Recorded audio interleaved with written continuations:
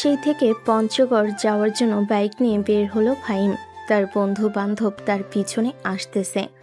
রাত 2টা, মাঝ রাস্তায় একটা হোটেল এসে সবাই খাওয়া দাওয়া করে।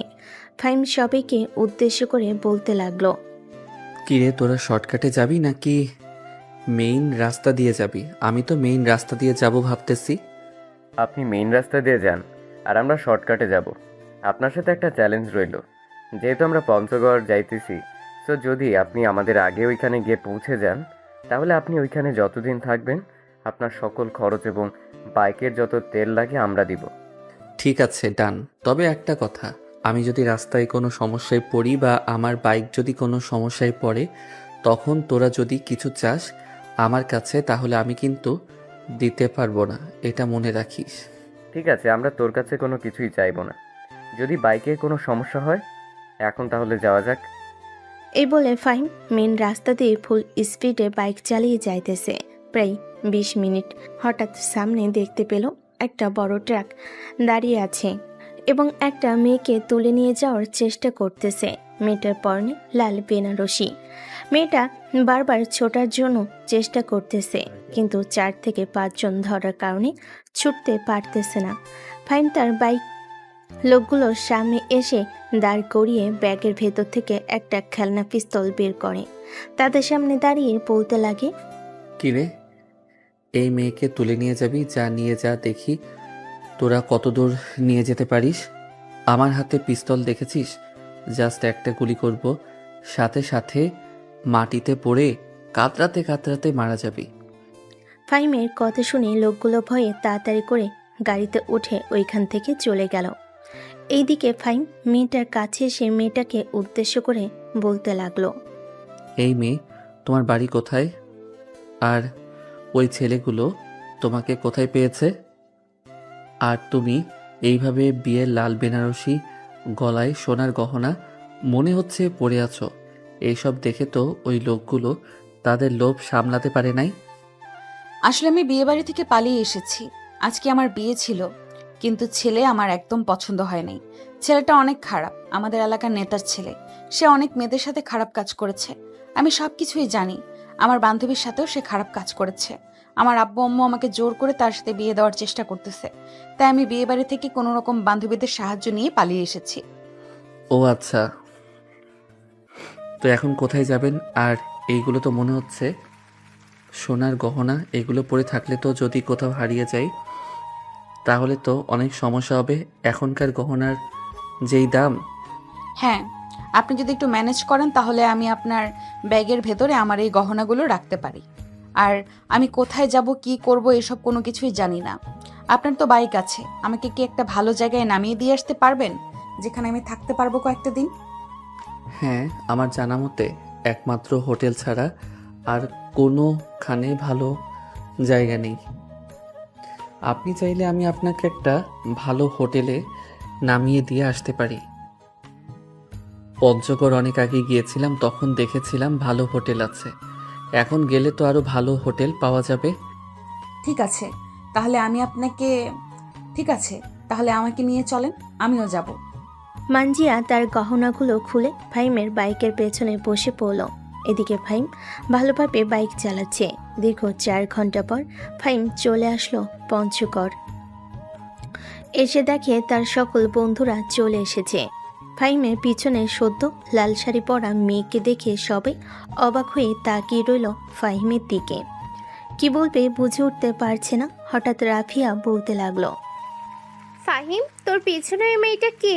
আগে তো কখনো দেখি নাই। আর এই মেয়েটা লাল বেনারসি পরে আছে কেন? তুই কি এই মেয়েটাকে বিয়ে করেছিস নাকি? আর এই মেয়েটাকে কোথায় পেলি? আমি ফাহিমের গার্লফ্রেন্ড। ফাহিম প্রায় 5 ঘন্টা আগে আমাকে বিয়ে করেছে, সো আমি তার বউ। সবাই আমাকে সম্মান দিয়ে কথা বলবে। মানজিয়ার মুখে এই রকম কথা শুনে ফাহিম হাঁ করে তাকিয়ে রইল মানজিয়ার দিকে। এদিকে মানজিয়া চুপচাপ দাঁড়িয়ে রইল বেশ কিছুক্ষণ পর। রাফিয়া মানজিয়াকে উদ্দেশ্য করে বলতে লাগলো, আচ্ছা যাই হোক, বিয়ে যেহেতু করে ফেলেছো, আমাদেরকে না জানিয়ে, সো এখন আমরা আর কি বলবো। ফাহিম ভাইয়া রুম বুক করে ফেলেছি, চলেন। আর আপনাদের তো কাপল বেডরুম দিতেই হবে। কাপল বেডরুম না দিলে এক বিছানায় ঘুমাতে পারবেন না। আরে ঘুমাতে পারবো, সমস্যা হবে না।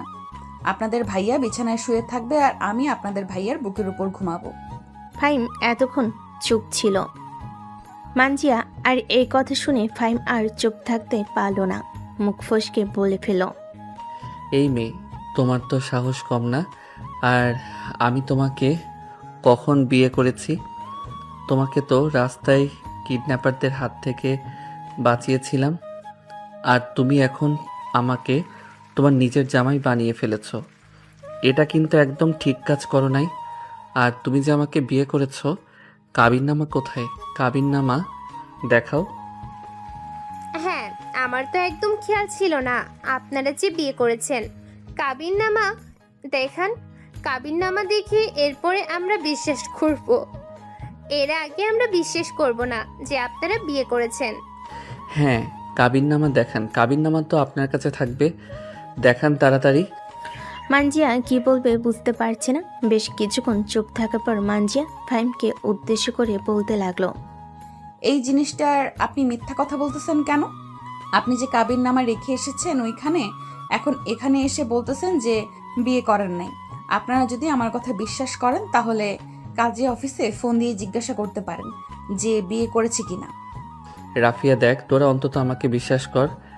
আমি এই মেয়েটাকে রাস্তায় পেয়েছি। রাস্তায় এই মেয়েটাকে কিডন্যাপাররা তুলে নিয়ে যাচ্ছিল, পরে আমি বাঁচিয়েছি। আর যদি আমার কথা বিশ্বাস না করিস, এই ব্যাগের ভিতরে দেখ, এই মেয়ের সকল গহনা রাখা আছে। এই মেয়েটা বিয়ের আসর থেকে পালিয়ে এসেছে, আর এখন বলতেছে যে এই মেয়েটা আমাকে বিয়ে করেছে। আচ্ছা ভাই, তোরা এখন চুপ কর। অনেক দূর থেকে এসেছি, এখন একটু নিজেদের রুমে গিয়ে রেস্ট কর। সকাল হয়েছে, এখন দুপুরের দিকে একবারে খাওয়া দাওয়া করে এই সমস্যার সমাধান করব। এখন সবাই সবার রুমে যাও। আর ফাহিম, তুই যেহেতু ঝামেলা নিয়ে এসেছিস, ঝামেলা তোর সাথে রাখবি। আমার কোনো কিছু করতে পারবো না বা তোকে সাহায্য করতে পারবো না। ভাই, আমাকে সাহায্য করার দরকার নেই, শুধু এই মেয়ের হাত থেকে বাঁচা। এই মেয়ে কত বড় একটা মিথ্যা কথা বলে ফেলেছে শুনেছিস? যাই হোক, এখন যার যার রুমে যা। আর এই মেয়ে চলো আমার সাথে, গিয়ে ফ্রেশ হয়ে এরপরে রেস্ট করবে। ফাহিম তার রুমের চাবিটা নিয়ে মানজিয়াকে নিয়ে চলে আসলো রুমে। মানজিয়া চুপচাপ বসে আছে। বিছানায় মানজিয়াকে বসে থাকতে দেখে ফাহিম বলতে লাগলো। কি ব্যাপারে এইভাবে বসে আছেন কেন? যান, গিয়ে ফ্রেশ হয়ে আসেন। আমার তো কাপড় ওই কিডন্যাপারদের গাড়িতে রাখা ছিল, তারা তো কাপড় নিয়ে গেছে। এখন আমি কি পরবো এটাই ভাবতেছি। আর আপনি যদি পারেন তাহলে আমার বান্ধবীর কাছ থেকে আমাকে ড্রেস এনে দিতে পারবেন। বড় মুখ করে তো বলেছেন যে আমি আপনার বয়ফ্রেন্ড। এখন কেমন লাগে? এখন তাদেরকে গিয়ে বলেন যে আমি বিয়ে বাড়ি থেকে পালিয়ে এসেছি, সাথে শুধু গহনা ছিল আর কাপড় চোপড় ছিল, ওইগুলো কিডন্যাপার নিয়ে গেছে। অযথা আমাকে ফাঁসিয়ে দিতেছেন। আমি তো আপনাকে চিনিও না। এমন করতেছেন কেন? আমি একটা বিপদে পড়েছি, বিপদ থেকে রক্ষা করতে পারবেন না আপনি? তাহলে কেমন পুরুষ হলেন আপনি বলেন তো আমাকে? আমার তো মনে হয় আপনি কাপুরুষ। এটার জন্য আপনি বলতেছেন যে পারবেন না। এই ফাহিম কখনোই কাপুরুষ হয় না। আপনি এখানে ওয়েট করেন, আমি 4-5 মিনিটের মধ্যে আপনাকে ড্রেস এনে দিতেছি। এই বলে ফাহিম চলে আসলো রাফিয়ার রুমের সামনে। কলিং বেল দিতেই রাফিয়া এসে দরজা খুলে দিল। ফাহিমকে দাঁড়িয়ে থাকতে দেখে বলতে লাগলো। কি ব্যাপার, এখানে দাঁড়িয়ে আছিস কেন? তোর না বউ আছে, ঘরে তোর বউয়ের কাছে যা। দেখ রাফিয়া, আমার মাথা এমনিতেই গরম আছে, তুই আবার গরম করিয়ে দিস না। যেটা বলতেছি সেটা শোন। ওই মেয়েটার ড্রেস নাই, ওই মেয়েটার জন্য ড্রেস দে তোর কাছ থেকে। আচ্ছা, তুই 1 মিনিট দাঁড়া। আমি মাত্র ড্রেসগুলো লাকেজ থেকে বের করেছিলাম, তোকে আমি এক্ষুনি এনে দিতেছি। এই বলে রাফিয়া বিছানার উপর থেকে এক সেট ড্রেস এনে ফাহিমকে দিয়ে দিতেই ফাহিম চলে আসলো তার রুমে। এসে দেখে মানজিয়া রুমে নেই। মানজিয়াকে ডাকতে লাগলো। বেশ কিছুক্ষণ মানজিয়াকে ডাকার পর হঠাৎ মানজিয়া ওয়াশরুম থেকে একটা হাত বাড়ি বের করে দিয়ে বলতে লাগলো। এই যে আমি এখানে কাপড়গুলো ওয়াশরুমের সামনে আমার হাতে দিয়ে যান। আর আপনি ভুলেও কিন্তু ওয়াশরুমে ঢুকবেন না এখন। আমি অন্য ছেলেদের মতো ছেলে না যে যখন তখন মেয়েদের ওয়াশরুমের ভিতরে ঢুকে যাব। আপনি তাড়াতাড়ি ড্রেস চেঞ্জ করে বাইরে আসেন, আমি আবার ফ্রেশ হব, অনেক দূর থেকে এসেছি, ক্লান্ত লাগতেছে অনেক। মানজিয়া ফ্রেশ হয়ে চলে আসলো বাহিরে। ফাহিম মাথা নিচু করে ওয়াশরুমের ভিতর ঢুকে গেল। ফাহিম মানজিয়াকে এখনো ভালোভাবে দেখে নাই। ফ্রেশ হয়ে এসে ফাহিম বাহিরে বের হয়ে মানজিয়ার দিকে তাকাতেই অবাক হয়ে গেল। হা করে তাকিয়ে আছে ফাহিম মানজিয়ার দিকে। এটা দেখে মানজিয়া কিছুটা লজ্জা পেয়ে গেল আর বলতে লাগলো, এইভাবে আপনি আমার দিকে তাকিয়ে কি দেখতেছেন? আমি কি বাঘ নাকি ভাল্লুক যে আমাকে এভাবে তাকিয়ে দেখতেছেন? মাশাল্লাহ মাশাল্লাহ, আপনি তো দেখতে আকাশের পরীর চাইতেও অনেক সুন্দর। মন তো বলতেছে আপনার সাথে কিছুক্ষণ ছাদে গিয়ে গল্প করি রাতের বেলা। হয়েছে হয়েছে, আর পটানোর চেষ্টা করতে হবে না। ফ্রেশ হয়ে এসেছেন, এখন রেস্ট করেন। আর দুপুরবেলা উঠে কি করব সেটা ভাবতে হবে। ফাহিম আর কিছু না বলে শুয়ে পড়ল মানজিয়ার পাশে। এদিকে মানজিয়া মাঝখানে একটা কোলবালিশ দিয়ে রেখেছে। বেশ কিছুক্ষণ পর ফাহিম ঘুমের দেশে পাড়ি দিতেই মানজিয়া এক চোখ মেলে ফাহিমের দিকে ভালোভাবে তাকিয়ে বলতে লাগলো, মাশাল্লাহ মাশাল্লাহ, ছেলেটা তো দেখতে পুরোটাই কিউটের ডিব্বা। মন চাইতেছে এক্ষুনি তাকে ওই গোলাপি লাল দুইটা মন চাইতেছে এখনই তার ওই গোলাপি গাল দুইটাকে কামড় মেরে আরো গোলাপি বানিয়ে দিতে। এসব বলতে না বলতে মানজিয়া ফাহিমের গালে টপাস করে একটা কামড় বসিয়ে দিতে ফাহিম ঘুম থেকে লাফ দিয়ে উঠল আর বলতে লাগলো, এই মেয়ে, আপনার সমস্যা কি? আমার গালে কামড় দিয়েছেন কেন? আপনার কি লজ্জা শরম বলতে কোনো কিছুই নেই? এইভাবে একটা অপরিচিত ছেলের গালে কামড় দিয়েছেন? আপনার তো মান সম্মান বলতে কোনো কিছুই নেই। আমার মান সম্মান থাকলে তো আমি অবশ্যই বলতাম। মান সম্মান নেই বলেই তো আপনার গালে কামড় দিয়ে বসেছি। তবে আপনার গাল দুইটা যে এত কিউট আগে জানতাম না। ফাহিম আর কিছু বলল না, আবারও শুয়ে পড়ল উল্টো পাশ ঘুরে। ফাহিম গভীর ঘুমে আচ্ছন্ন হয়ে আছে। এদিকে মানজিয়া ফাহিমের দিকে বারবার তাকাচ্ছে, কিন্তু ফাহিম তো ঘুমিয়ে আছে। এটা দেখে মানজিয়া ফাহিমকে এক লাথি মেরে খাটের উপর থেকে নিচে ফেলে দিল আর ঘুমের ভান করে ঘুমাতে লাগলো। এইদিকে ফাহিম নিচে পড়ে গিয়ে চিৎকার করে উঠল। পাশের রুম থেকে তার বন্ধু বান্ধবরা আড্ডা দিচ্ছিল।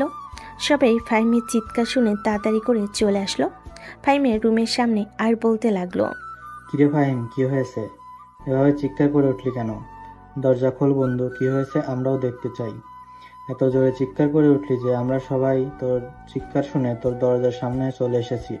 ফাহিম কোনো রকম কোমরে হাত দিয়ে আস্তে আস্তে উঠে চলে আসলো দরজার কাছে। দরজাটা খুলে দিতেই সবাই ভিতরে চলে আসলো। ফাহিম দেখতে মাশাল্লাহ অনেক সুন্দর আর ফর্সা। নিচে পড়ে গিয়ে তার মুখে ব্যথা পেয়েছে, গাল দুইটা লাল হয়ে আছে, নাকও কিছুটা লাল হয়ে গেছে। এটা দেখে ফারিয়া ফাহিমকে উদ্দেশ্য করে বলতে লাগলো, ফাহিম, তোর এরকম অবস্থা হয়েছে কেন? মানজিয়া তোকে কিছু বলেছে, মানে কিছু করেছে নাকি? আর কিছু করলেও তো এরকম অবস্থা থাকতো না। আরেকটা জিনিস, তোর গালে কামড়ের দাগ কেন? নিশ্চয়ই মানজিয়া তোর গালে কামড় দিয়েছে। শালার একজন কেনে কপালে জুটিয়েছি। না তো আমি ঘুমাতে পারতেছি, না তো আমি কোনো কিছু করতে পারতেছি। রাফিয়া, তোর দুইটা পায়ে পড়তেছি, তুই বোন প্লিজ এই রুমে থাক, না হলে এই মেয়েটা আমাকে মেরে আলু ভর্তা বানিয়ে পরোটার সাথে খেয়ে ফেলবে। না ভাই, তোর যেই অবস্থা করেছে, এখন যদি আমি এই রুমে থাকি তাহলে তো এর চাইতেও দ্বিগুণ আমার অবস্থা খারাপ হবে। চল চল, আমরা সবাই আমাদের রুমে যাই। ফাহিম, যা তুই গিয়ে রুমে ঘুমা। এই বলে সবাই ওইখান থেকে চলে গেল। এদিকে ফাহিম পড়ে গেছে মানকার চিপাই। বিছানায় এসে শুয়ে পড়তে মানজিয়া বলতে লাগলো, সরি মিস্টার ফাহিম, আমি বুঝতে পারি নাই আপনি এইভাবে পড়ে যাবেন। আমি জাস্ট মজা করে আপনাকে হালকাভাবে লাথি মেরেছিলাম। আপনি যে একেবারে সাইডে গিয়ে ঘুমিয়ে আছেন এটা আমি খেয়াল করি নাই। আপনি জানেন আপনার এই সামান্য ভুলের জন্য আমার কত বড় ক্ষতি হতে পারত? এইখান থেকে পড়লে আমি মরে যেতাম, বা আমার হাতের একটা আঙুল বা আমার কোনো অঙ্গ প্রত্যঙ্গ ভেঙেও যাইতো। সরি বললাম তো, আর কখনো এরকম মজা করব না। এইবারের মতো আমাকে মাফ করে দেন। এখন আপনি ঘুমান, আমার ঘুম আসতেছে না। যখন ঘুম আসবে তখন আমি ঘুমাবো। ফাহিম মানজিয়ার মায়াভরা মুখের দিকে তাকিয়ে আর কিছু বলতে পারল না। বেশ কিছুক্ষণ এইভাবে যাওয়ার পর ফাহিম ঘুমিয়ে গেল। এইদিকে মানজিয়া কিছুক্ষণ চিন্তাভাবনা করার পর মানজিয়া ও ফাহিমকে জড়িয়ে ধরে ঘুমের দেশে পাড়ি জমালো। এদিকে ফাহিম মানজিয়াকে কোলবালিশ মনে করে এমনভাবে আষ্টে পৃষ্ঠে জড়িয়ে ধরেছে মনে হবে এই পড়ে যাইতেছে। এইদিকে মানজিয়া নড়চড় করতে পারতেছে না। প্রায় 1 ঘন্টা এইভাবে থাকার কারণে মানজিয়া ঘেমে পুরো একাকার হয়ে গেছে। ঘুমের ঘরে মানজিয়া বলতে লাগলো, আম্মু ফ্যানটা ছেড়ে দাও, অনেক গরম লাগতেছে। এই দেখো আমি ঘেমে পুরো একাকার হয়ে গেছি। মানজিয়া কাকে ডাকতেছে সে নিজেও জানে না। এইদিকে ফাহিম মানজিয়া আর এরকম কথা শুনে তার ঘুমটা ভেঙে গেল। ফাহিম মানজিয়ার দিকে ভালোভাবে তাকিয়ে দেখে সে নিজে মানজিয়াকে এমনভাবে জড়িয়ে ধরেছে মানজিয়া নড়াচড়া করতে পারছে না। এটা দেখে ফাহিম তাড়াতাড়ি করে মানজিয়াকে ছেড়ে দিয়ে বিছানা থেকে উঠে পড়ল। ফাহিম ফ্রেশ হয়ে চলে আসলো বেলকুনিতে। দাঁড়িয়ে দাঁড়িয়ে আশেপাশে দেওয়াল এবং দালান কোঠাগুলো দেখছে। বেশ কিছুক্ষণ এইভাবে থাকার পর ফাহিম নিজের মনকে বলতে লাগলো, আচ্ছা, এই মেয়েটা যে বিয়েবাড়ি থেকে পালিয়ে এসেছে, এখন যদি তার পরিবার এবং তার সেই হবু বর খোঁজাখুঁজি করে তাহলে কি হবে? তাকে যদি একবার পেয়ে যাই তখন তো আবারও তাকে ধরে নিয়ে গিয়ে বিয়ে দিয়ে দিবে। এখন এই মেয়েটাকে কিভাবে রক্ষা করব? ফাহিম এইসব কিছু ভাবতেছে এমন সময় পিছন থেকে কে যেন তার কাঁধে হাত রাখলো। পিছনে ফিরেই দেখতে পেল মানজিয়া ঘুম থেকে উঠে গেছে। মানজিয়াকে দেখে ফাহিম মুচকি একটা হাসি দিয়ে বলতে লাগলো, বা ঘুম থেকে এত তাড়াতাড়ি উঠে গেছেন? আপনি তো আমার আরও কত পরে ঘুমিয়েছেন, এত তাড়াতাড়ি উঠে গেলেন যে? এমনিতেই উঠে গেছি, ঘুমটা ভেঙে গেছে হঠাৎ করে, তাই। আর কি ফ্রেশ হয়ে এসে আপনার পেছনে দাঁড়ালাম। ও আচ্ছা, বসেন তাহলে চেয়ারে, দুজনে বসে গল্প করি। তারা সবাই ঘুম থেকে উঠুক, এরপরে না হয় সবার সাথে বসে গল্প করা যাবে। ঠিক আছে। ফাহিম মানজিয়ার ব্যাপারে অনেক কিছু জানতে চায়। মানজিয়া ফাহিমকে উদ্দেশ্য করে বলতেছে, ফাহিম, আমি তো বিয়ে বাড়ি থেকে পালিয়ে এসেছি। আশা করি তারা হয়তো অলরেডি আমাকে খোঁজ লাগিয়ে দিয়েছে। তারা যদি এখন আমাকে পেয়ে যায় তাহলে আবারও সেই ছেলের সাথে আমার বিয়ে ঠিক করবে, বিয়ে দেওয়ার জন্য। এখন একমাত্র আল্লাহ ছাড়া আর কেউ বাঁচতে পারবে না আমাকে ওই ছেলের হাত থেকে। মানজিয়া এসব কিছু বলতেছে এমন সময় ফাহিমের ফোনটা বেজে উঠল। তাকিয়ে দেখে তার বন্ধু ফয়সাল কল দিয়েছে। কলটা রিসিভ করতেই ওপাশ থেকে ফয়সাল বলতে লাগলো, ফাহিম, যদি ঘুম থেকে উঠে থাকিস তাহলে আমাদের রুমে চলে যাই। আমরা সবাই মাত্র ঘুম থেকে উঠে আড্ডা দিতে বসলাম। তুই মানজিয়াকে রুমে চলে আয়। ফাহিম ফোনটা কেটে দিয়ে মানজিয়াকে উদ্দেশ্য করে বলতে লাগলো, মানজিয়া, চল আমরা পাশের রুমে যাই, সবাই আমাদের জন্য অপেক্ষা করতেছে। তারা ওইখানে বসে আড্ডা দিতেছে, আমরাও গিয়ে তাদের সাথে বসে আড্ডা দিই, তাহলে আরও অনেক বেশি মজা হবে আড্ডা দিতে। হ্যাঁ, চলো তাহলে যাওয়া যাক। সবাই যেহেতু এখানে বসে বসে আড্ডা দিতেছে, আমরাও গিয়ে তাদের সাথে হাত মিলিয়ে আড্ডা দিই, তাহলে আমাদের আড্ডাটা আরো বেশি জমে যাবে। ফাহিম রেডি হয়ে বসে আছে। 2-3 মিনিট পর মানজিয়া চলে আসলো নিচে। ফাহিম মানজিয়াকে নিয়ে চলে আসলো রাফিয়ার রুমে। ওরা দুজন আসতেই রাফিয়া বলতে লাগলো, ওই তো ফাহিম আর মানজিয়া চলে এসেছে। বস বস, এখানে বস। মানজিয়া, তুমি সত্যি করে বলবে? তুমি যদি এখন সত্যি কথা বলো তাহলে আমরা তোমাকে হেল্প করব, আর যদি মিথ্যা বলো তাহলে আমরা তোমাকে হেল্প করব না। আমি জানি আপনারা আমাকে কি প্রশ্ন করবেন। আমি সব কিছু বলতেছি। আসলে আমার আব্বু আম্মু একটা গুন্ডা বখাটে ছেলের সাথে আমাকে বিয়ে দিতে চাইতেছে, কিন্তু আমি ওই ছেলেকে বিয়ে করব না। ওই ছেলেকে আমার একদম পছন্দ না।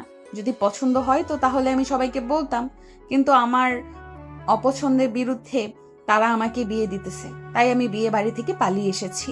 আমার আব্বু গ্রাম প্রধান, আমাদের অনেক জায়গায় সম্পত্তি আছে। আমার দাদা এক সময়ে গ্রামের জমিদার ছিল। যাই হোক, আর ভেতরে না যাই, এখন আমি এখানে চলে এসেছি। আপনারা আমাকে কিভাবে সাহায্য করবেন করেন।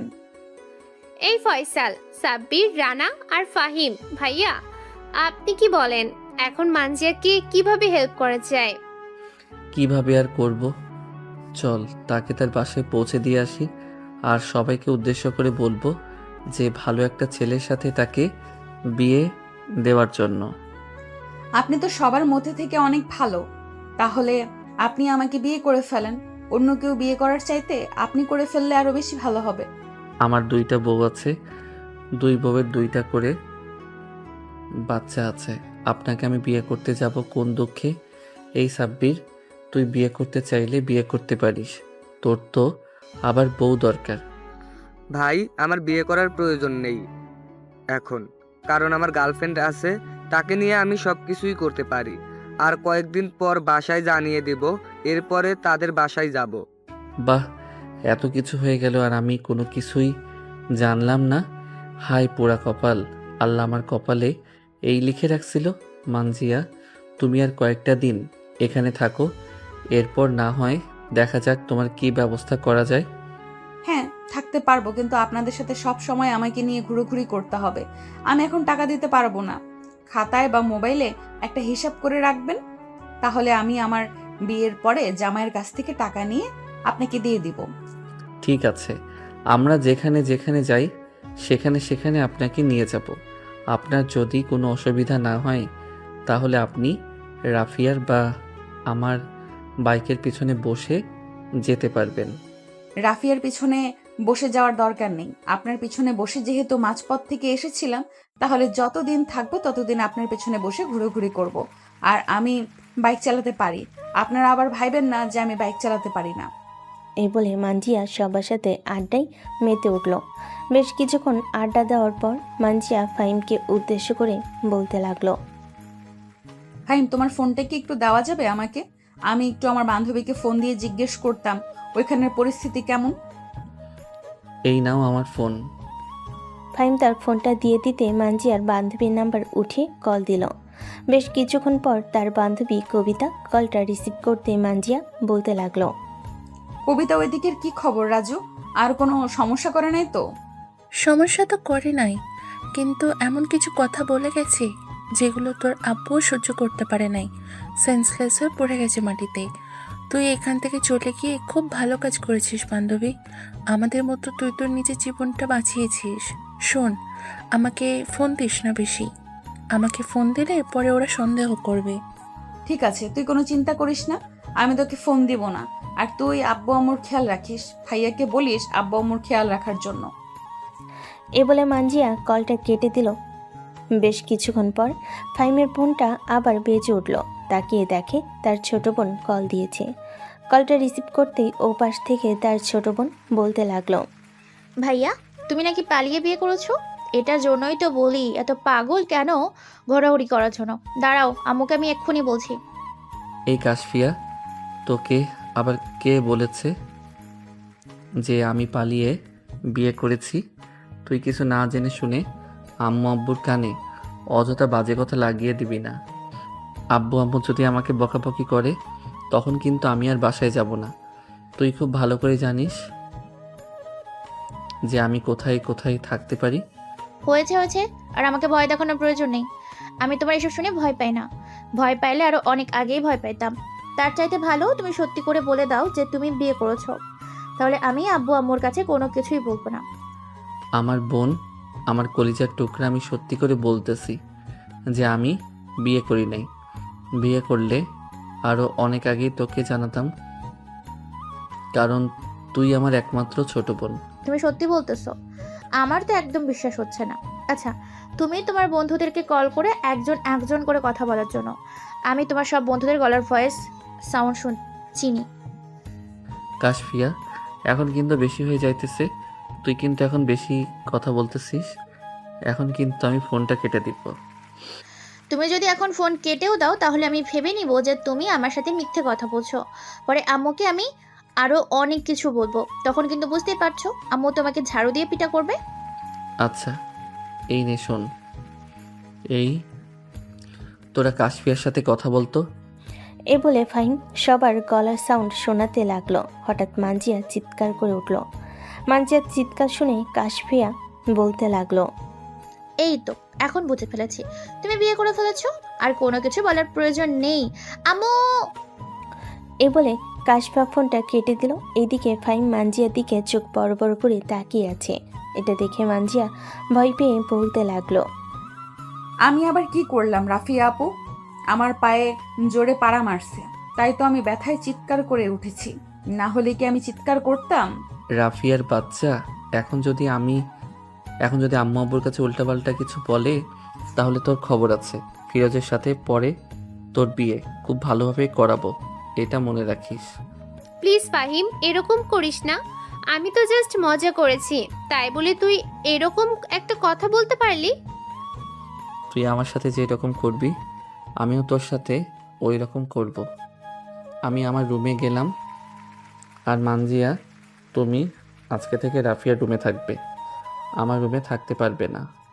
এ বলে ফাহিম চলে আসলো তার রুমে। দরজাটা লাগিয়ে দিয়ে বেলকনিতে এসে পকেট থেকে একটা সিগারেট বের করে যেই মুখে দিতে যাবে, এমন সময় পাশের বেলকনি থেকে মানজিয়া বলতে লাগলো, এই যে মিস্টার, আপনি যে সিগারেট খাইতেছেন এটার ভিডিও কিন্তু আমি করেছি। রাফিয়ার কাছে তো আপনার বোনের নাম্বার আছে, তার কাছ থেকে হোয়াটসঅ্যাপ বা ইমো নাম্বার নিয়ে তার ফোনে পাঠিয়ে দিব, তখন বুঝবেন আরো কি মজা। যতই কিছু করো না কেন, আর আমি তো সিগারেট খাই নাই, মাত্র সিগারেটটা হাতে নিয়েছি। আর তোমার হাতে তো এখনো ফোন নেই যে তুমি ভিডিও করে রাখছো। অযথা মিথ্যা কথা বইলো না, মিথ্যা কথা আমার একদম পছন্দ না। এই বলে ফাহিম চলে আসলো বেলকনি থেকে ভিতরে। সিগারেট না খেয়ে বেলকনিতে ফেলে দিয়েছে নিচে। বিছানায় শুয়ে শুয়ে চোখ বন্ধ করে মনে মনে বলতেছে, আল্লাহ তাআলা কি সবসময় আমার সাথে এরকম করে নাকি? আমাকে বিপদে ফেলে আবার মুক্ত করলে আমাকে দিয়েই মুক্ত করে। আল্লাহর রসিলায় যদি একটা মানুষকে আমি মুক্ত করতে পারি তাহলে তো খুব ভালো। এসব মনে মনে চিন্তা ভাবনা করতেছে ফাহিম। বেশ কিছুক্ষণ পর তার রুমে কলিং বেলের শব্দ পেল। দরজা খুলতেই দেখতে পেল সবাই দাঁড়িয়ে আছে। তাদেরকে দেখে বলতে লাগলো, তোরা এখানে এসেছিস কেন? যা তোরা তোদের রুমে যা, আমার রুমে তোদের কোনো জায়গা নেই। আমি আমার রুমে একা ঘুমাবো। এই বলে ফাহিম দরজাটা আবার লাগিয়ে দিয়ে বিছানায় এসে বসে পড়ল। প্রায় 30 মিনিট পর ফাহিম বিছানা থেকে উঠে রেডি হয়ে দরজাটা খুলতেই দেখতে পেল কেউ নেই। এটা দেখে ফাহিম বলতে লাগলো, যাক, ভালোই হয়েছে, এখন আমি বাইরে গিয়ে আরামে ঘুমাতে পারবো। এ বলে ফাহিম চলে আসলো বাহিরে। নিচে গ্যারেজ থেকে বাইক বের করে স্টার্ট দিয়ে দিয়েই চলে যেতে যাবে, এমন সময় বেলকনি দিয়ে মার্জিয়া ডাক দিয়ে বলতে লাগলো, ফাহিম, আমিও যাব তোমার সাথে, আমাকে নিয়ে যাবে? সরি মানজিয়া, আমি তোমাকে নিয়ে যেতে পারবো না।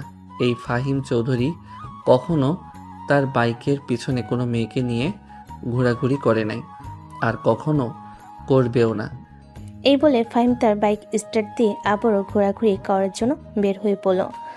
সবাই চুপচাপ বসে আছে, এমন সময় মানজিয়া বলতে লাগলো, রাফিয়া আপু, তোমার বাইকের চাবিটা দাও তো। আমি দেখতে চাই ফাহিম কত দূর এগিয়ে গেছে। সে নিজেকে অনেক বড় মনে করে, তাই না? আমিও একজন লেডি বাইকার। রাফিয়া তার বাইকের চাবিটা দিয়ে দিতে মানজিয়া রুমে এসে তার বোরকাটা পরে চলে আসলো বাইরে। রাফিয়ার বাইকটা বের করে স্টার্ট দিয়ে যেতে লাগলো। প্রায় 20 মিনিট পর ফাহিমকে ধরে ফেলেছে মানজিয়া। এদিকে ফাহিম মানজিয়াকে দেখে পড়েই অবাক হয়ে তাকিয়ে আছে। এভাবে তাকিয়ে থাকতে দেখে মানজিয়া বলতে লাগলো, কি মিস্টার ফাহিম চৌধুরী, কি ভাবছেন আমি বাইক চালাতে পারবো না? এখন দেখেছেন তো আপনি, আরো 20 মিনিট আগে বের হয়েছেন, আর 20 মিনিট পর আমি আপনাকে ধরে ফেলেছি। আপনি বুঝলেন কিভাবে আমি এই রাস্তা দিয়ে এসেছি? নিশ্চয়ই আপনি আমার সাথে কোনো গোপন ক্যামেরা বা অন্য কিছু লাগিয়ে দিয়েছেন।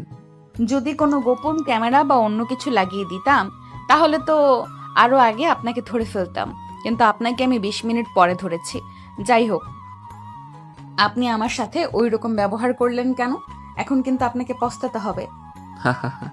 এই ফাহিম চৌধুরী কখনো কারো থ্রেটে পস্তায় না, তাও আবার আপনার মতো একটা মেয়ে আমাকে থ্রেট দিয়েছে। এসব বলতেছে ফাহিম মানজিয়াকে আর হাসতেছে। বেশ কিছুক্ষণ পর ফাহিম একটা হোটেলে ঢুকলো। বসে বসে খাবার খাইতেছে আর ফোনে যেন কার সাথে কথা বলতেছে। এমন সময় মানজিয়া এসে ফাহিমের থেকে ফোনটা নিয়ে নিল আর মানজিয়া বলতে লাগলো, কার সাথে কথা বলতেছেন এখানে? আমাকে রেখে অন্য মেয়েদের সাথে কথা বলতেছেন? আপনার তো সাহস কম না? এই মেয়ে, আপনি আমার অপরিচিত, আপনাকে আমি চিনি না, আর আপনি এভাবে আমার সাথে কথা বলতেছেন। আপনি জানেন আমি আপনার কি করতে পারি এখন চাইলে? কি করেন শুনি? পারলে তো আমার দুই গালে দুইটা চড় মারবেন। এর বেশি তো আর কিছু করতে পারবেন না, তাই না? হ্যাঁ, এর বেশি কিছু করতে পারবো না, তাই বলে এই না যে আপনি যা খুশি তাই করবেন আমার সাথে। আপনি মেয়ে মানুষ, আপনার শরীরে হাত দিতে চাই না আমি। ফাহিম আর কিছু না বলে রুটি খাওয়া শেষ করে বিল দিয়ে চলে আসলো বাইরে, আর তার বাইক স্টার্ট দিয়ে আবারও সেই হোটেলের দিকে রওনা দিল। প্রায় 30 মিনিট পর চলে আসলো সেই হোটেলে। পিছু পিছু মানজিয়াও চলে আসলো। অন্যদিকে মানজিয়ার পরিবার মানজিয়াকে খোঁজাখুঁজি করতেছে, কিন্তু মানজিয়াকে কোথাও খুঁজে পাইতেছে না। ফাহিম রাফিয়ার রুমে এসে সবাইকে উদ্দেশ্য করে বলতে লাগলো, এই তোরা যে এখানে বসে আছিস, একবারও রাহাতের খবর নিয়েছিস? রাত যে হাসপাতালে ভর্তি আছে, গতকালকে অ্যাক্সিডেন্ট করেছে। একবারও কি তার খবর নিয়েছিস তোরা? এখানে তো দিব্যি ঘোরাঘুরি করতেছিস। তাড়াতাড়ি রেডি হ, আমরা ঢাকায় ব্যাক করব। আর মিস মানজিয়া, আপনাকে এই হোটেলটা দেখিয়ে দিয়ে গেলাম। হোটেলটা অনেক ভালো, আপনি এই হোটেলে থাকতে পারেন যতদিন ইচ্ছা। আপনার সোনা গহনা যেগুলো আছে ওইগুলো একটা একটা করে বিক্রি করবেন আর খাবেন। আশা করি আগামী 6 মাস এখানে থাকতে পারবেন বা এর বেশি। ফাহিম, তোর কি মাথা নষ্ট হয়ে গেছে? একা একটা মেয়েকে এখানে রেখে যাব আমরা? বিপদে পড়েছে, তাকে উদ্ধার করেছিস তুই, তাই বলে মাঝপথে এখন আবারও ফেলে রেখে চলে যাবি? যদি আবারও কিছু হয়ে যায়?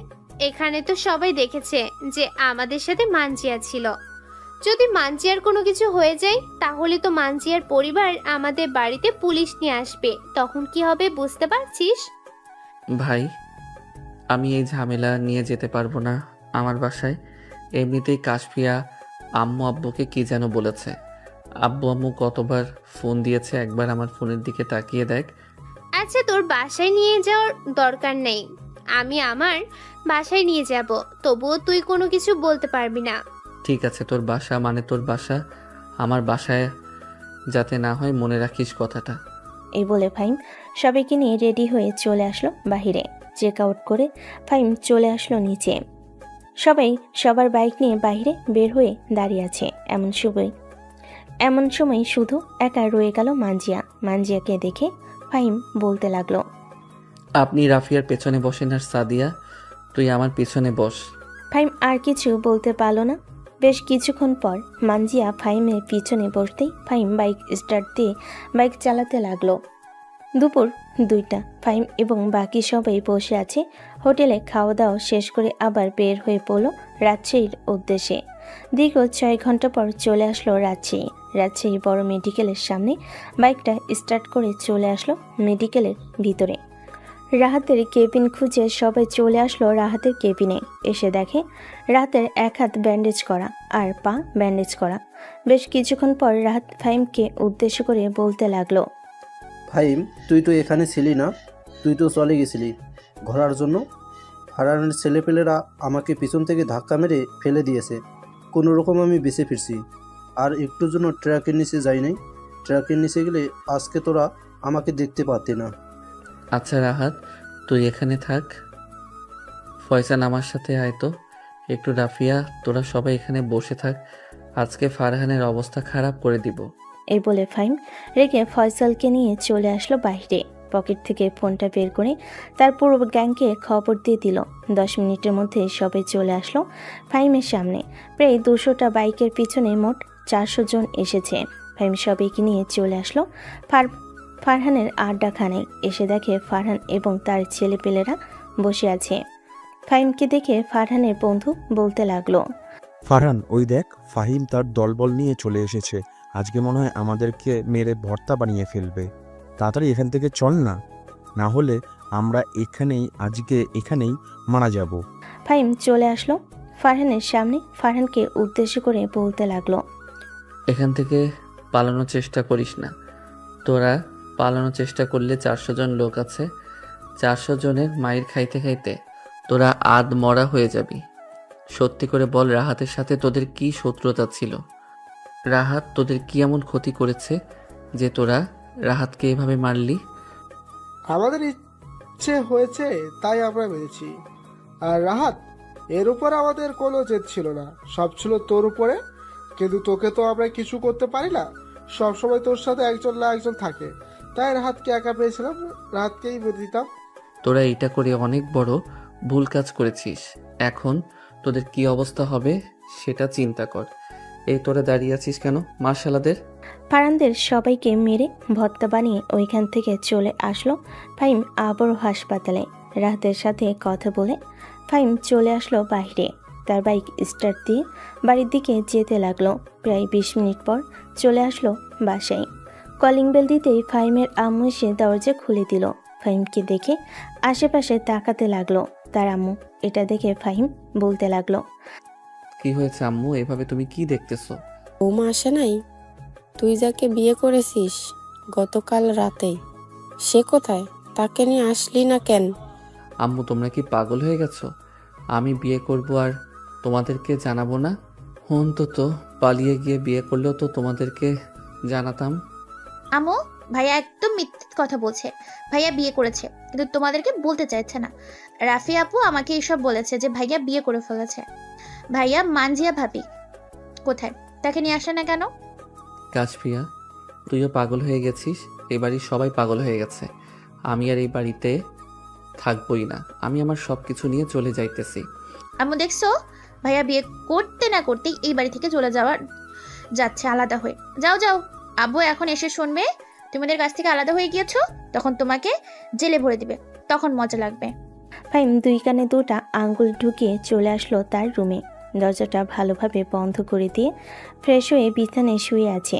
অন্যদিকে ফারিয়া মানজিয়াকে উদ্দেশ্য করে বলতে লাগলো, মানজিয়া, ফাহিমের সাথে কিন্তু তোমাকে খুব ভালো মানিয়েছে।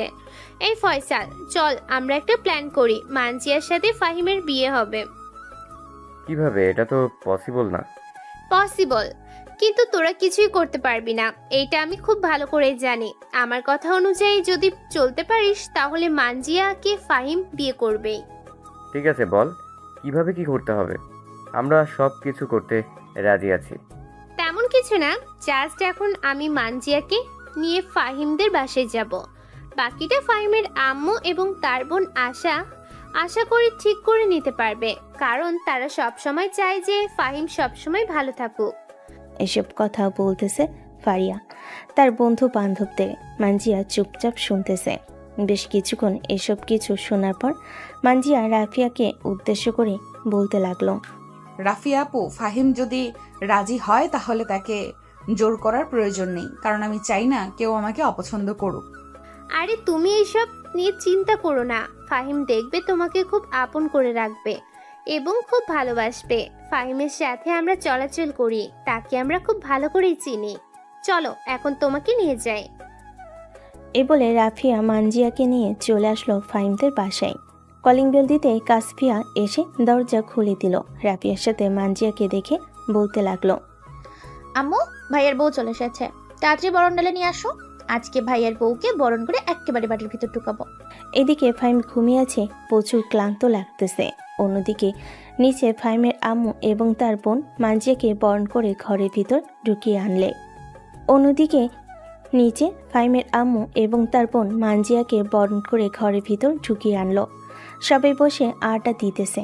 এমন সময় রাফিয়া বলতে লাগলো, কাশফিয়া, আমি এখন চলে যাই বাসায়।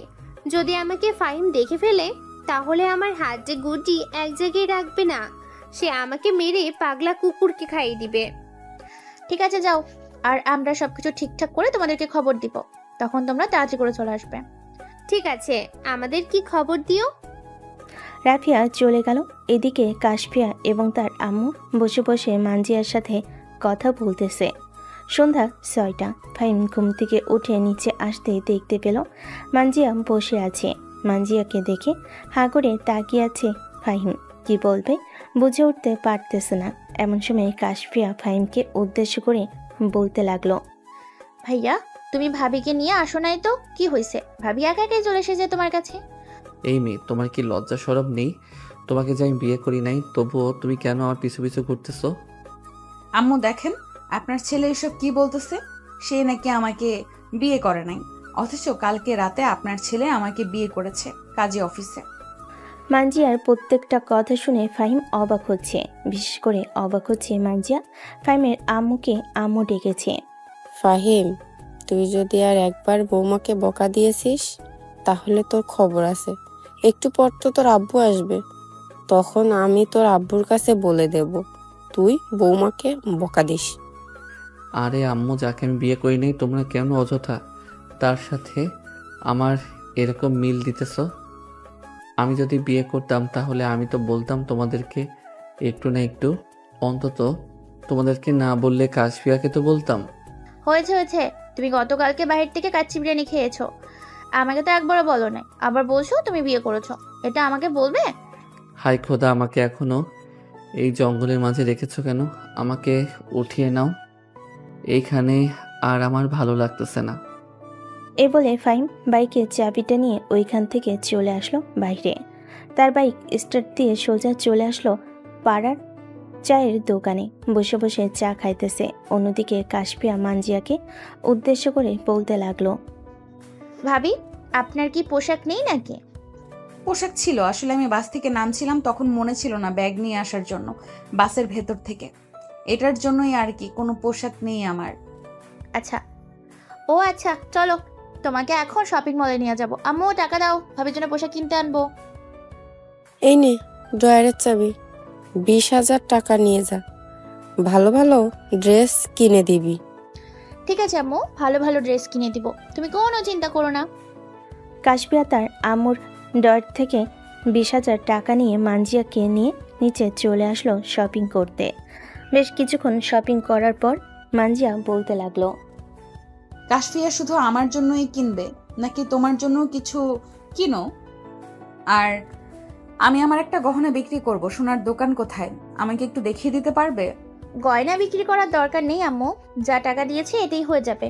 আর আমি গত 3 দিন আগে শপিং করে গেছি, এখন আমার কোনো কিছুরই দরকার নেই। না, আমার একটা গহনা বিক্রি করার দরকার, আমার কিছু টাকা লাগবে। টাকা লাগবে না, টাকা আমি দিব, তবুও গয়না বিক্রি করার দরকার নেই।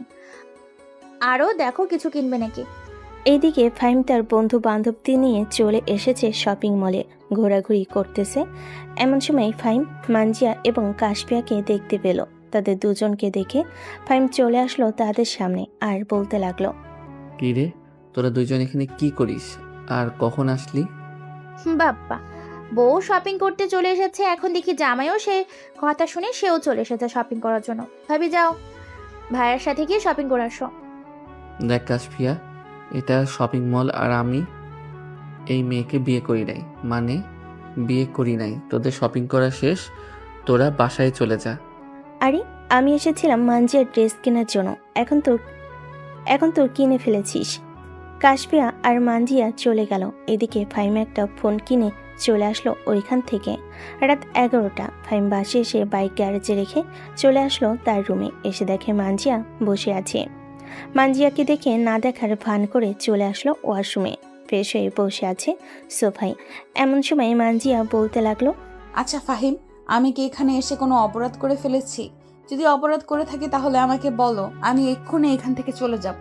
আপনি এখানে এসে বড় একটা ভুল করে ফেলেছেন। আমার আব্বু আম্মু বিশ্বাস করে ফেলেছে আমি যে আপনাকে বিয়ে করে ফেলেছি, কিন্তু একমাত্র আপনি এবং আমি ছাড়া আর কেউ জানে না যে আমরা দুইজন বিয়ে করি নাই।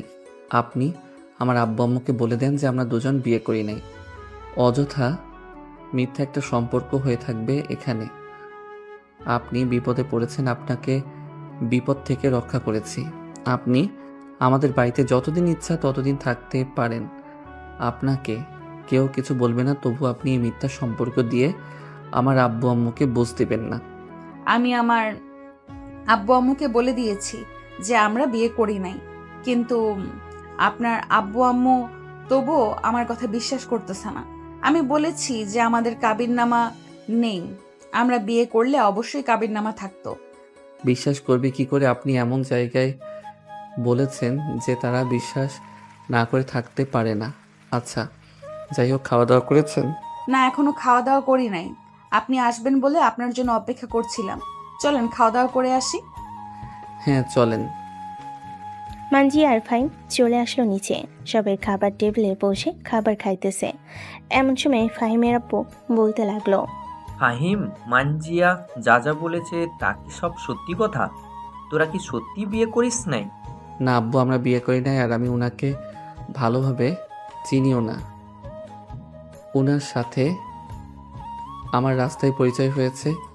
কিডন্যাপাররা ওনাকে নিয়ে যেতে চাইছিল, পরে আমি ওনাকে বাঁচিয়েছি। আচ্ছা, যাই হয়ে যাক না কেন, আমরা সিদ্ধান্ত নিয়েছি যে সবাই যেহেতু জানাশোনা হয়ে গেছে, মানজিয়ার সাথে তোর বিয়ে হবে। তোর যদি কোনো আপত্তি থাকে তাহলে বলতে পারিস। আব্বু, তোমরা মানজিয়ার পরিবারের সাথে কথা বলে এরপর যা সিদ্ধান্ত নেবার তা নাও। তোমাদের কথার বিরুদ্ধে আমি কখনো যাই নাই, আর আশা করি যাব না। এই বলে ফাহিম খাওয়া দাওয়া শেষ করে চলে আসলো তার রুমে। বিছানায় শুয়ে শুয়ে তার বন্ধু বান্ধবদের সাথে কথা বলতেছে। প্রায় 30 মিনিট পর মানজিয়া ফাহিমের রুমের ভিতরে প্রবেশ করলো। মানজিয়াকে দেখে ফাহিম বলতে লাগলো, দেখেন, আমাদের এখনো বিয়ে হয় নাই, আপনি দয়া করে কাশফিয়ার রুমে গিয়ে একটু ঘুমাবেন। আমি আপনার বোনের রুমে ঘুমাবো, আগে থেকেই সিদ্ধান্ত করে রেখেছি। আপনার সাথে কিছু কথা ছিল জরুরি, তার জন্য আমি আপনার রুমে এসেছি। আমি আমার গহনাগুলো বিক্রি করতে চাই। আপনি যদি আমাকে বিয়েও না করেন তাহলে আমি এই গহনাগুলো দিয়ে একটা অনলাইন বিজনেস খুলে কাজ করতে পারবো। গহনা বিক্রি করার দরকার নেই। আপনার যদি টাকার প্রয়োজন হয় তাহলে আম্মুর কাছে বলবেন, আম্মু আপনাকে টাকা দিবে। আর এই নেন, আপনার জন্য নতুন ফোন কিনে নিয়ে এসেছি। আপনি আপনার বান্ধবীর সাথে কথা বলে আপনার আব্বু আম্মুকে বলবেন যে আমাদের বাসায় আসার জন্য। আমরা যদি আপনাদের ওইখানে যাই তাহলে বুঝতেই পারছেন সমস্যা হবে। আচ্ছা, আমি আমার বান্ধবীকে ফোন দিয়ে বলবো যে আমার আব্বু আম্মু বলার জন্য আপনাদের বাসায় আসতে। আপনাদের ঠিকানাটা দিয়ে দিলে খুব ভালো হতো। এইটা হচ্ছে আমাদের বাড়ির ঠিকানা। আপনি এই ঠিকানা বললেই আপনার আব্বুদেরকে নিয়ে আসবে। আর যদি বলেন গাড়ি পাঠানোর জন্য, আমাদের নিজস্ব গাড়ি আছে, ড্রাইভারও আছে, তাকে দিয়ে পাঠিয়ে দিব আপনার আব্বু আম্মুকে নিয়ে আসার জন্য। আমাদেরও নিজস্ব গাড়ি আছে, আমি ঠিকানা দিয়ে দিলে আব্বু আম্মু চলে আসবে। আজকে তো মঙ্গলবার, শুক্রবারের কথা বলবে, শুক্রবার যাতে এখানে আসে। ঠিক আছে, শুক্রবারে কথা বলেন, শুক্রবারে আব্বুও বাসায় থাকবে। মানজিয়া আরও কিছুক্ষণ কথা বলে চলে আসলো কাশফিয়ার রুমে। এসে দেখে কাশফিয়া বসে বসে পড়তেছে। কাশফিয়াকে এতক্ষণ পড়তে দেখে মানজিয়া বলতে লাগলো, কাশফিয়া, তুমি এত রাত অবধি পড়াশোনা করো। আমি তো পরীক্ষা থাকলেও রাত 10টা পর্যন্ত পড়ালেখা করি। আসলে আমি এখন না প্রতিদিনই এরকমভাবে পড়াশোনা করি, রাত 10টা 11টা 12টা 1টা এরকম। সামনে আমার পরীক্ষা, এটার জন্য। ও আচ্ছা, এই দেখো তোমার ভাইয়া আমার জন্য ফোন কিনে এনে দিয়েছে। সত্যি বলতে তোমার ভাইয়া প্রথম দিন যদি আমাকে না বাঁচাতো তাহলে আজকে হয়তো আমাকে তারা মেরে ফেলতো। ভাবি, এসব বলো না। আল্লাহ যা করে ভালোর জন্য করে। ভাইয়াকে হয়তো আপনার জন্যই তৈরি করেছে, এটার জন্য ভাইয়াকে আপনার কাছেই পাঠিয়েছে। আমার কপালে তোমার ভাইয়াকে লিখে রাখছে, এটার জন্য আল্লাহ হয়তো দিয়েছে। যাই হোক, তুমি তাহলে পড়ো, আমি ঘুমাই। এ বলে মানজিয়া বিছানায় শুয়ে পড়তে ঘুমের দেশে পাড়ি জমালো। অন্যদিকে ফাহিম সেই কখন ঘুমিয়ে কাদা হয়ে গেছে। দেখতে দেখতে রাত পার হয়ে সকাল হলো। সকাল 9টা। ফাহিম ঘুম থেকে উঠে ফ্রেশ হয়ে নিচে এসে দেখে তার আব্বু বসে আছে। তার আব্বুকে দেখে বলতে লাগলো, আব্বু, আজকে অফিসে যাও নাই নাকি? না, আজকে অফিসে যাই নাই, ভালো লাগছিল না, শরীরটা কেমন যেন করতেছে, এটার জন্য অফিসে যাই নাই আজকেই। ও আচ্ছা, অফিসে কি কোনো কাজ আছে? যদি কাজ থাকে তাহলে আমাকে বলো, আমি অফিস থেকে আসতেছি। না, অফিসে এখন কোনো কাজ নেই। কাজ থাকলে আমি তোকে সকাল সকাল ঘুম থেকে উঠিয়ে অফিসে পাঠাতাম। মানজিয়া, তুমি কি তোমার আব্বু আম্মুর সাথে কথা বলেছো? তারা কবে আসবে? তোমাকে কিছু কি বলেছে? বাড়িতে তো ফোন দিয়েছিলাম, কিন্তু ফোন কেউ রিসিভ করে নাই। আমি চাইছিলাম যে আমাদের বাড়িতে যাওয়ার জন্য, কিন্তু আমি যাব না। ফাহিম, তুমি কি আমাদের বাড়িতে গিয়ে আমার আব্বু আম্মুকে নিয়ে আসতে পারবে? নিয়ে তো আসতে পারবো, কিন্তু আমি তো তোমাদের বাড়ি বা কোনো কিছুই চিনি না। তুমি চাইলে আমার সাথে যেতে পারো। আমি কোথাও গেলে আমি একা যাই না, আমার সকল বন্ধু বান্ধবরা আমার সাথে যাবে। চলো, তুমিও যাবে। যাও রেডি হয়ে আসো, সকাল সকাল বের হয়ে পড়ি তোমার আব্বু আম্মুকে আনার জন্য। এ বলে ফাহিম সবাইকে নিয়ে বের হয়ে পড়ল মানজিয়াদের বাড়ির উদ্দেশ্যে। ফাহিম তার পুরো গ্যাং নিয়ে যাইতেছে মানজিয়াদের বাড়িতে। দীর্ঘ 7 ঘন্টা পর ফাহিম চলে আসলো মানজিয়াদের বাসায়। কলিং বেল দিতেই মানজিয়ার আম্মু এসে দরজা খুলে দিল। ফাহিম মানজিয়ার আম্মুকে সালাম দিতেই মানজিয়ার আম্মু সালামের উত্তর নিয়ে বলতে লাগলো, ওয়ালাইকুম আসসালাম। কে বাবা তুমি, আর এখানে কি চাই? আমি হচ্ছি ফাহিম, আর আপনার মেয়ে আপনার সাথে আছে। আমি আপনার মেয়েকে বিয়ে করব, এটার জন্য আপনাদেরকে নিতে এসেছি। আপনি আমার সাথে আসেন। আচ্ছা, তুমি এখানে দাঁড়াও, আমি মানজিয়ার আব্বুকে ডেকে নিয়ে আসতেছি, এরপরে তোমার সাথে কথা বলবো। তুমি ভিতরে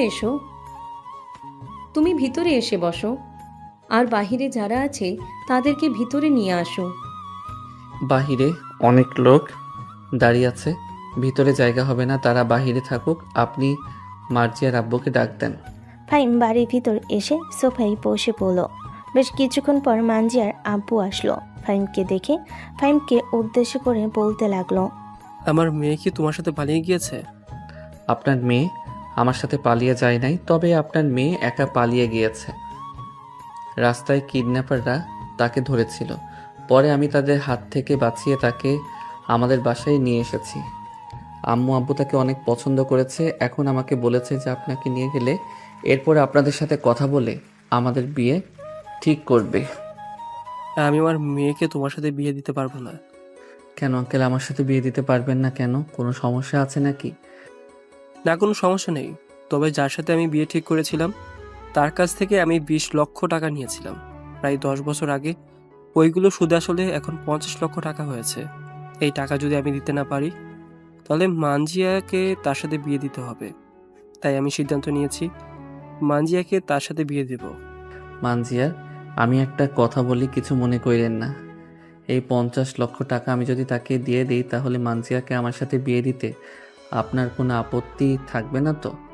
ফাহিমের কথা শুনে মানজিয়ার আব্বু হা হয়ে তাকিয়ে রইল ফাহিমের দিকে। কি বলবে বুঝে উঠতে পারতেছে না। বেশ কিছুক্ষণ পর মানজিয়ার আব্বু ফাহিমকে উদ্দেশ্য করে বলতে লাগলো, তুমি এতগুলো টাকা দিবে, এর বিনিময়ে আমার মেয়েকে নিয়ে যাবে, এটা আমি হতে দেব না। আমি তোমার সাথে বিয়ে দিতে পারবো না, মানে বিয়ে দিতে পারবো না। দেখেন, আপনার মেয়েকে ওই ছেলের সাথে বিয়ে দিলে সে টাকাগুলো পাবে না, আপনার মেয়েকে কষ্ট দিবে অনেক। আর আমি তাকে টাকা দিয়ে আপনার মেয়েকে বিয়ে করে নিয়ে যাব, আপনার মেয়ে রানীর মতো থাকবে আমার বাসায়। ফাহিমের কথা শুনে মানজিয়ার আব্বু কিছুক্ষণ চুপ থেকে বলতে লাগলো, ঠিক আছে, আমি বিয়ে দিতে রাজি, তবে আমাকে খাতা কলমে লিখে দিতে হবে তুমি আমার মেয়েকে কখনো মারতে পারবে না, আর কোনো কিছু চাইতে পারবে না আমার মেয়ের কাছে। যা কিছু লাগবে আমাকে বলবে, আমি আমার বাড়ি এবং জায়গা সম্পত্তি বিক্রি করে দিয়ে এরপর আমি তোমার সব কিছু পরিশোধ করব। আমার এসব কোনো কিছুই লাগবে না, জাস্ট আপনার মেয়েকে নিয়ে যাব, আর কোনো কিছু প্রয়োজন নেই আমার। এর মধ্যে আমি আপনাকে একটা কথা বলতে চাই, এবং এই মাসের শেষে আমি মানজিয়াকে বিয়ে করব এবং বিয়ের যাবতীয় খরচ সব কিছু আমি দিব।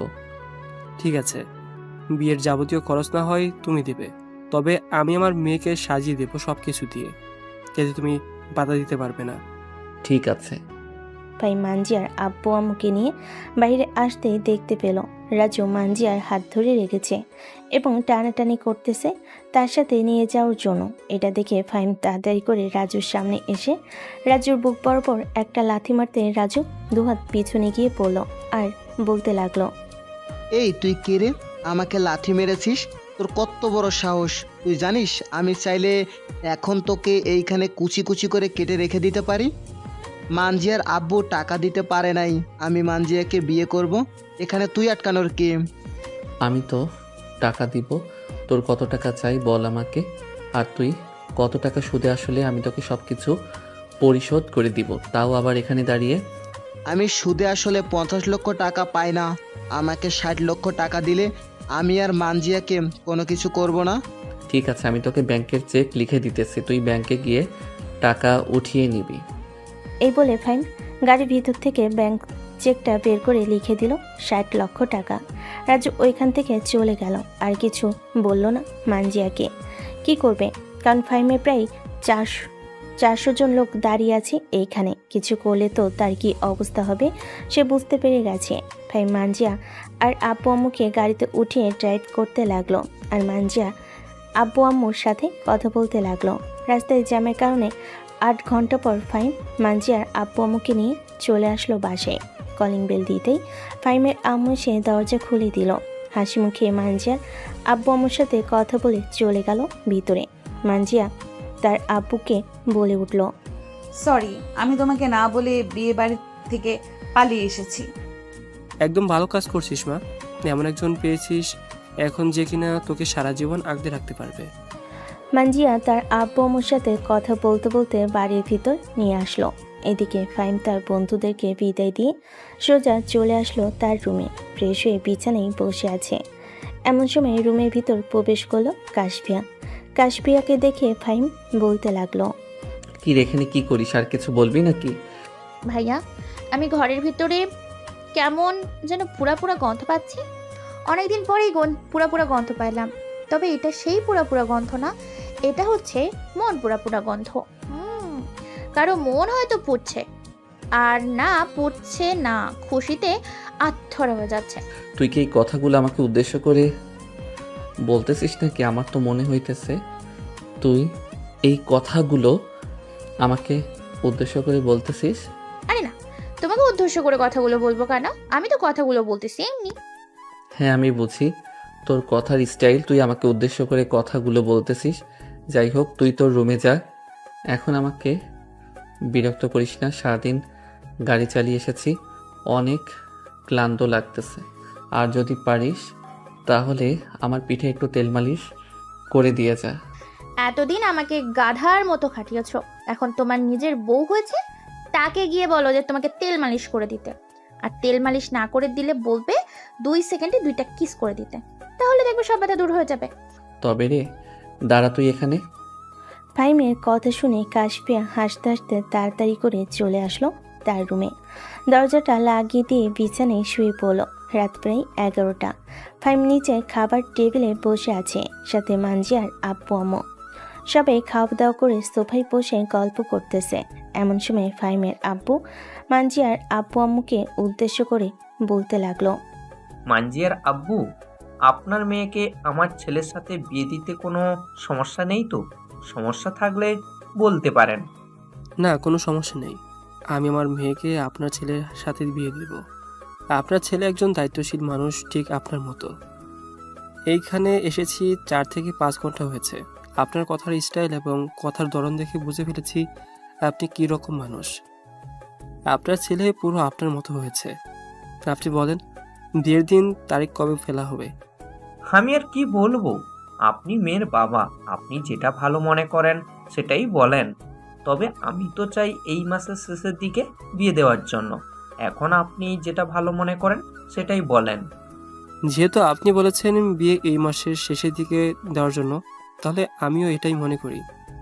শেষের দিকে দিলে খুব ভালো হবে। বিয়েটা আমি এখানে দিতে চাই, গ্রামে বিয়ে দিতে চাই না। ওইখান থেকে আসা যাওয়া প্রায় অনেকটা পথ। জ্যামে পড়ে গেলে কখন জ্যাম ছাড়বে তার কোনো ঠিক নেই। আপনি এখানে দেখেন কোনো ভালো রিসোর্ট পাওয়া যায় কিনা, ওইখানে বিয়ে হবে। সব খরচ আমি দেব না হয়? আপনাকে সব খরচ দিতে হবে না। আমাদের আর একটা বাড়ি আছে, ওইখানে ফাহিম আর মানজিয়ার বিয়ে হবে। আমি ওই বাড়িটা কাশফিয়ার জামাইয়ের জন্য রেখেছি। কালকে সকালে আপনাদেরকে দেখিয়ে আনবো। এখন তাহলে ঘুমাতে যান। কাশফিয়া, ওনাদেরকে নিয়ে তোর পাশের রুমটা দেখিয়ে দিয়ে আয়। কাশফিয়া মানজিয়ার আব্বু আম্মুকে নিয়ে চলে আসলো তার পাশের রুমে। এদিকে ফাইমার নিচে বসে না থেকে চলে আসলো তার রুমে। বেলকনিতে বসে বসে আকাশের তারা গুনছে। এমন সময় রুমের ভিতর কারো আসার টের পেল ফাইম।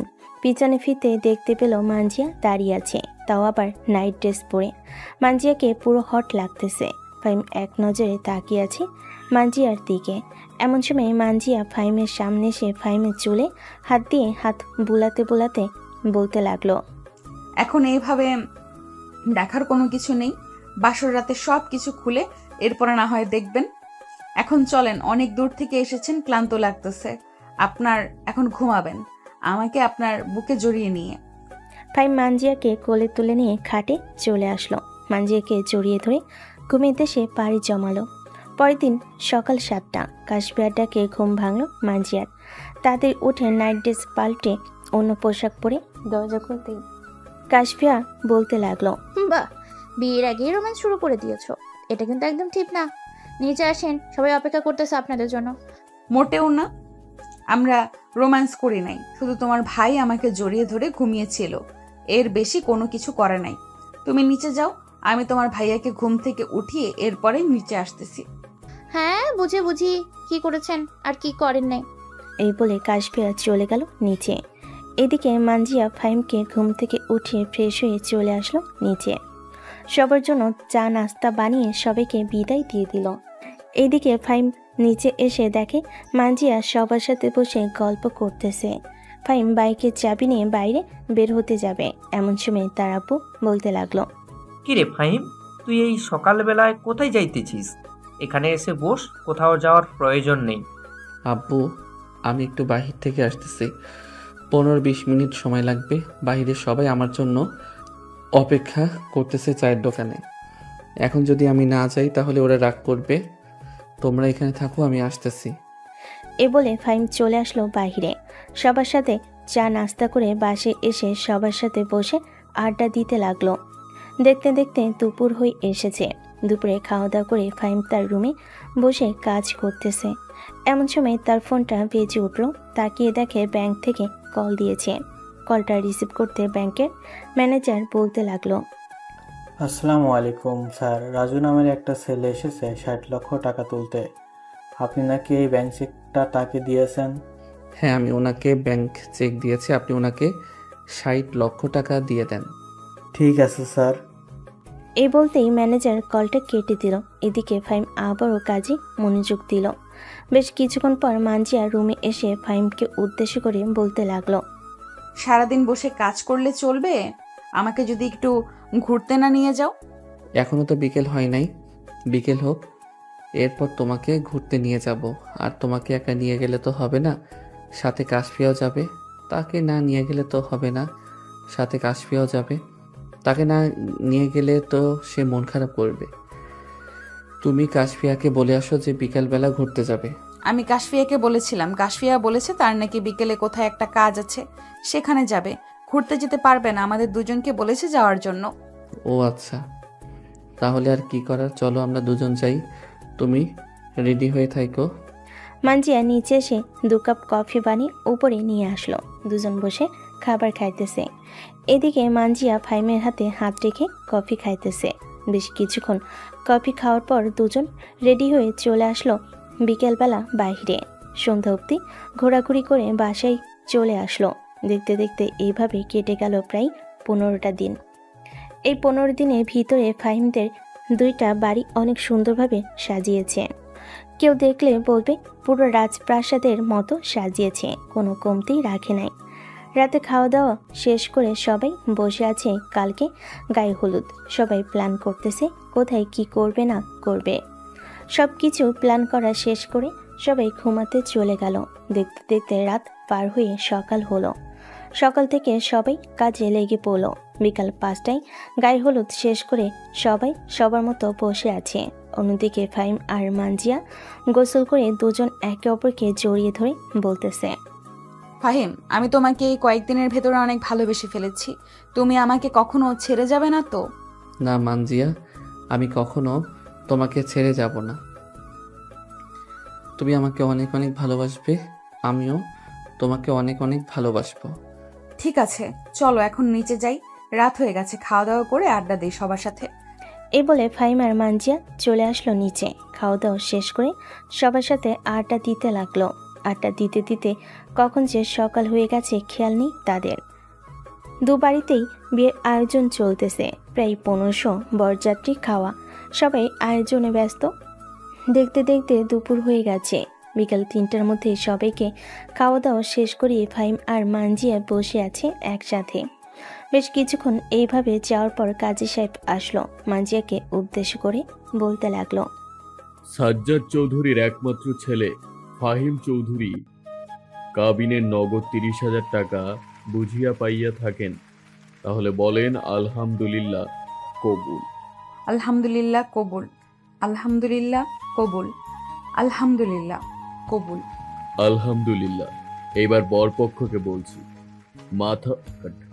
মাতা সুফিয়া বেগম এবং পিতা খলিল সাহেবের একমাত্র মেয়ে মানজিয়া চৌধুরীর নগদ 30,000 টাকা ধার্য করিয়া এই বিয়ে। যদি রাজি থাকেন তাহলে বলেন আলহামদুলিল্লাহ, আমি এই বিয়ে কবুল করলাম। 3 বার বলবেন। আলহামদুলিল্লাহ, আমি এই বিয়ে কবুল করিলাম। আলহামদুলিল্লাহ, আমি এই বিয়ে কবুল করিলাম। আলহামদুলিল্লাহ, আমি এই বিয়ে কবুল করিলাম। আলহামদুলিল্লাহ, বিয়ে সম্পূর্ণ হয়েছে। এখন সবাই দোয়া ধরে। কাজী সাহেব দোয়া পড়িয়ে দিয়ে তার পাওনা টাকা নিয়ে চলে গেল ওইখান থেকে। এদিকে সকল কাজ শেষ করে ফাহিম মানজিয়াকে নিয়ে চলে আসলো বাসায়। মানজিয়াকে সবে বরণ করে নিয়ে চলে আসলো বাসর ঘরে। এদিকে ফাহিম চলে আসলো ছাদে, সব বন্ধুদের সাথে আড্ডা দিতেছে। দেখতে দেখতে রাত 12টা বেজে গেল। এমন সময় কাশফিয়া ছাদে এসে ফাহিমকে উদ্দেশ্য করে বলতে লাগলো, ভাইয়া ভাবি একা রুমে বসে আছে, তাড়াতাড়ি রুমে যাও। হ্যাঁ, যাইতেছি। এই তোর আমার জন্য দোয়া করিস যাতে আজকে রাতে বিড়ালটা মারতে পারি। এ বলে ফাহিম ছাদ থেকে চলে আসলো তার রুমে। দরজাটা লাগিয়ে দিয়ে খাটের কাছে আসতেই মানজিয়া খাট থেকে নেমে ফাহিমের পা ধরে সালাম করলো। ফাহিম সালামের উত্তর দিয়ে মানজিয়াকে কিছুক্ষণ জড়িয়ে ধরে রেখে ছেড়ে দিয়ে দুজনে চলে আসলো 2 রাকাত নফল নামাজ আদায় করার জন্য। নফল নামাজ আদায় করে চলে আসলো খাটে। বেশ কিছুক্ষণ গল্প করার পর ফাহিম হঠাৎ মানজিয়াকে জড়িয়ে ধরে তার ঠোঁটের সাথে ঠোঁট একত্রিত করে দিল।